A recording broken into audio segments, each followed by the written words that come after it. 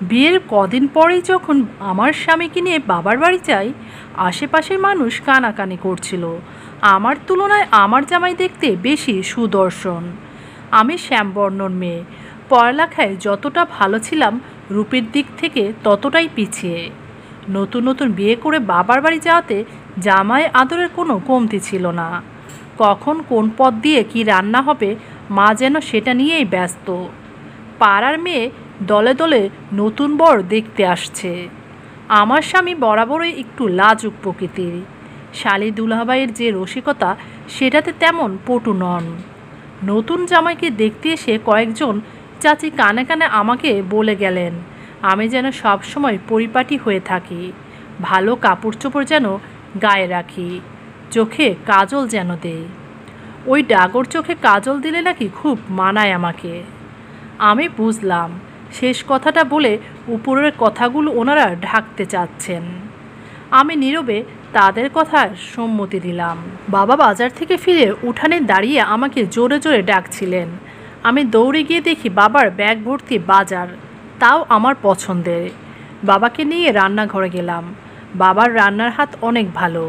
মাকে রান্নাঘর থেকে ছুটি দিয়ে বাবা মেয়ে রান্নাঘর দখল করলাম। আমি সব কিছু কেটে কুটে রেডি করে দিচ্ছি, আর বাবা রান্না বসিয়েছে। রান্নার ফাঁকে বাবা মেয়ের কত গল্প চলছে সেটা দেখে আবার আমার জামাই হাসছে। বাবা তাকেও ডেকে কাছে বসালেন। ছোটবেলার গল্প শুরু করে দিয়ে রান্নার কাজ চলছে। রান্না শেষ করে দুপুরের খাওয়া দাওয়া চলছে। মা একটা তরকারির বাটি আনতে ভুলে যায়। আমি সেটা আনতে গেলাম। রান্নাঘরের বাটিটা হাতে নিয়ে ফিরতে মেঝেতে পানি পড়েছিল। মা পিছলে আমি চুলা বরাবর পড়ে যাই। মাত্র একটু আগে রান্না শেষ হয়েছে। চুলায় গরম কয়লা, আগুনের তাপ ছিল অনেক। মাটির চুলা। আমি পিছলে পড়ে একেবারে চুলা বরাবর গিয়ে পড়ি। চেহারায় কয়লা আর লাকড়ির গরম তাপ লাগতে মা বলে চিৎকার দিয়ে উঠি। সবাই আমার ডাক শুনে দৌড়ে আসে। এরপর কি হয়েছে তা আমি বলতে পারি না। যখন আমার জ্ঞান ফিরে তখন আমি হসপিটালের বেডে শুয়ে আছি।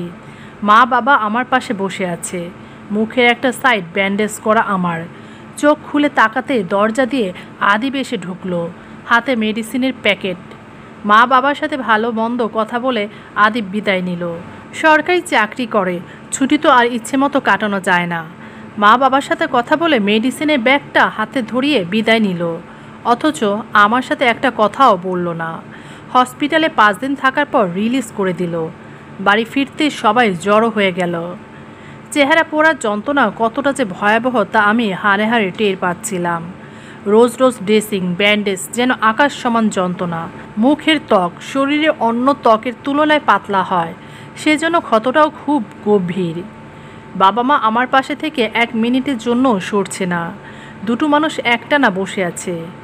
ধীরে ধীরে যখন একটু সুস্থ হতে শুরু করলাম তখন আশেপাশের লোকজন মাকে এসে জিজ্ঞেস করত, মেয়ের শ্বশুরবাড়ির লোকজন কি কেউ আসেনি দেখতে, নাকি চেহারা পুড়ে গেছে দেখে মুখ ফিরিয়ে নিয়েছে?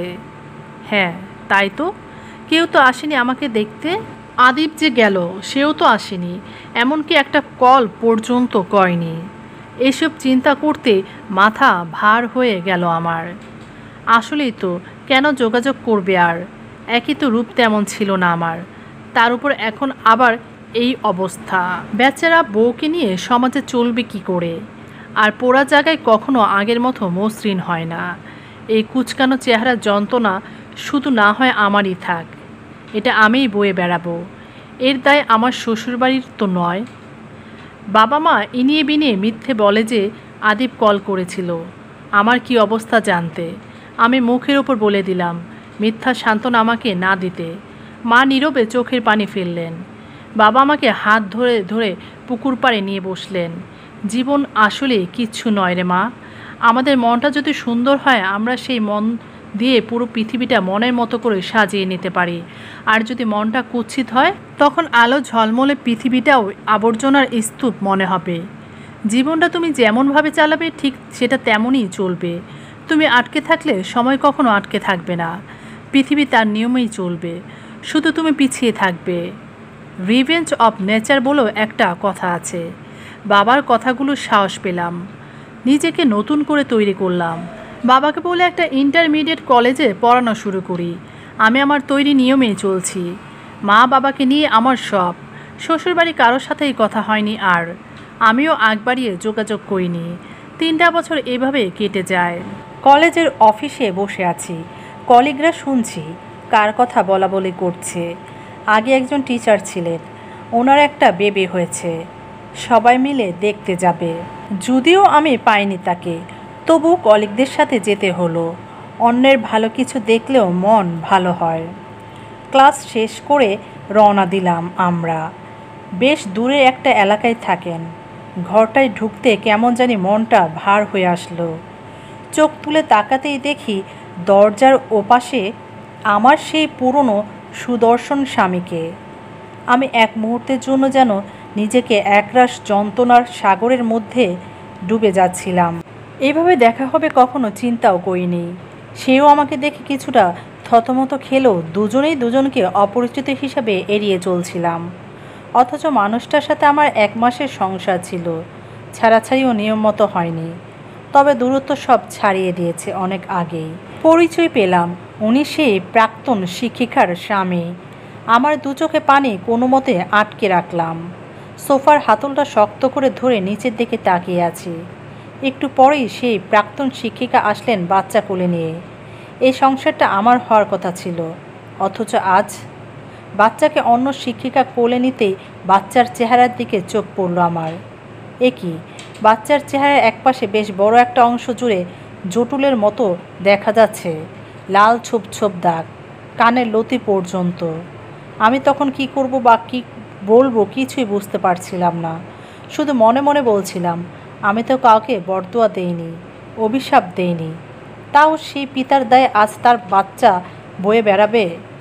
আমি তৎক্ষণাৎ বেরিয়ে আসি। চোখ দিয়ে পানি ঝরছিল আমার। কোথাও একটা শান্তি লাগছিল। আল্লাহ ছাড় দেন, কিন্তু ছেড়ে দেন না। কোনো রকম রিক্সা নিয়ে বাড়ির দিকে রওনা হলাম। বাড়ি পৌঁছতেই ঘরের মধ্যে মানুষের কোলাহল। দৌড়ে গিয়ে ঘরে ঢুকতে দেখি বাবাকে ধরে মা কান্নাকাটি করছে। আমি যেন চোখের সামনে আমার দুনিয়াটা ভেঙে যেতে দেখলাম। আমার ভিতর থেকে কে জানি আমার প্রাণটা বের করে নিয়েছে। আমার শ্বাস নিতে কষ্ট হচ্ছিল। এরকম হওয়ার তো কোনো কথা ছিল না বাবা। তোমার ছায়া এতদিন আমি বেঁচেছিলাম, আর আজ এভাবে একা রেখে আমাকে চলে যাওয়াটা কি তোমার ঠিক হলো? আমার কিচ্ছু চাই না বাবা, আমি শুধু আমার বাবাকে চাই, যে তার মতো জীবন নিয়ে খুশি থাকুক। আমার শুধু আমার এই বাবা নামক মানুষটাকে লাগবে। আমি তো এসেছিলাম বাবাকে আমার ভিতরের যন্ত্রণাগুলো বলে হালকা হতে, অথচ বাবা আমাকে তুমি এভাবে একা রেখে চলে গেলে। বারবার বাবার সেই কথাগুলো মনে পড়ছিল। আসলেই জীবন অদ্ভুত।